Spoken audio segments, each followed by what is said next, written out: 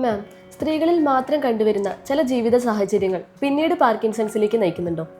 തീർച്ചയായിട്ടുമുണ്ട്. നമ്മളതൊരു സ്ത്രീയുടെ ഒരു ജീവിത കാലഘട്ടം ആദ്യം മുതൽക്ക് തന്നെ എടുത്തു കഴിഞ്ഞാൽ അവരുടെ ചെറുപ്രായത്തിൽ എന്തെങ്കിലും തരത്തിലുള്ള ഒരു അബ്യൂസ് ഉണ്ടായിട്ടുണ്ടെങ്കിൽ, അല്ലെങ്കിൽ ഒരു സ്ട്രിക്റ്റ് ഫാമിലിയിലാണ് അവർ ജനിച്ചത്, പ്രത്യേകിച്ച് ഒരു സ്വാതന്ത്ര്യമില്ലാണ്ട് അവരുടെ ആഗ്രഹങ്ങളും ഒക്കെ മനസ്സിൽ ഒതുക്കി വെച്ച് അങ്ങനെ ജീവിച്ചു വന്നൊരു ആളാണെങ്കിൽ, അതേപോലെ തന്നെ കുറച്ചുകൂടെ ഒരു കൗമാര കാലഘട്ടത്തിൽ എന്തെങ്കിലും തരത്തിലുള്ള ഒരു അബ്യൂസ് അവർക്ക് നേരിടേണ്ടി വന്നിട്ടുണ്ടെങ്കിൽ, അത് കഴിഞ്ഞിട്ട് നമ്മളൊരു ഡെലിവറിയൊക്കെ കഴിഞ്ഞിട്ട് നമ്മളിപ്പോൾ കേൾക്കുന്ന ഒരു സാധാരണ ഒരു ടേമായിട്ട് മാറിയിട്ടുണ്ട് പോസ്റ്റ് പാർട്ടം ഡിപ്രഷൻ എന്നുള്ളത്.